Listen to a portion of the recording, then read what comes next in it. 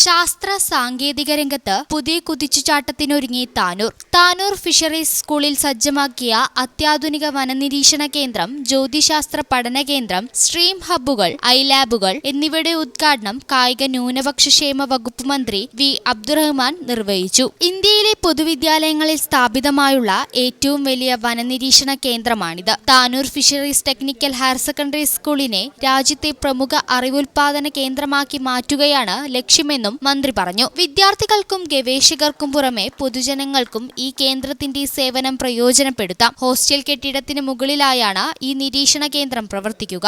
ശാസ്ത്ര സാങ്കേതിക രംഗത്ത് പുതിയ കുതിച്ചുചാട്ടത്തിനൊരുങ്ങിയിരിക്കുകയാണ് താനൂർ. മന്ത്രി വി അബ്ദുറഹ്മാന്റെ ആസ്തി വികസന ഫണ്ടിൽ നിന്നും 2.5 കോടി രൂപ ചെലവഴിച്ചാണ് പദ്ധതി പൂർത്തിയാക്കിയത്. Bangalore Visvesvaraya industrial and technological മ്യൂസിയത്തിന്റെയും കോഴിക്കോട് പ്ലാനറ്റോറിയത്തിന്റെയും സാങ്കേതിക സഹകരണത്തോടെയാണ് ഇത് നിർമ്മിച്ചിരിക്കുന്നത്. ഇന്ത്യയിലെ ഏറ്റവും വലുതെന്ന് വിശേഷിപ്പിക്കാവുന്ന 6 മീറ്റർ വ്യാസമുള്ള ഡോമാണ് ഇവിടെയുള്ളത്. 14 ഇഞ്ച് അപ്പാർച്ചറുള്ള അത്യാധുനിക വിദേശ നിർമ്മിത ടെലിസ്കോപ്പ്, 12 ഇഞ്ച് ടെലിസ്കോപ്പ്, റിഫ്രക്റ്റീവ് ടെലിസ്കോപ്പ്, ബൈനോക്കുലറുകൾ എന്നിവ സജ്ജമാണ്. വനനിരീക്ഷണത്തിന് പുറമെ സമുദ്ര നിരീക്ഷണത്തിനും ഇവിടെ സൗകര്യമുണ്ട്. കടലിലകപ്പെടുന്ന മത്സ്യത്തൊഴിലാളികളെ അടിയന്തര ഘട്ടങ്ങളിൽ ബന്ധപ്പെടാനുള്ള സംവിധാനവും ഒരുക്കിയിട്ടുണ്ട്. കേന്ദ്ര ശാസ്ത്ര സാങ്കേതിക സർവകലാശാല എന്നിവരുടെ സഹകരണത്തോടെ സ്ട്രീം ഹബ്ബുകളും ഐലാബുകളും പ്രവർത്തന സജ്ജമായിട്ടുണ്ട്.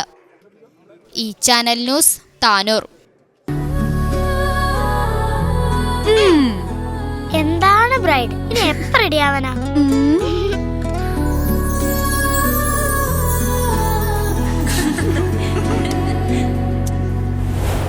മരുഭൂ പോലെ നിറമേകും MX, വെണ്ണിലാവായെന്നുള്ളാകെ MX.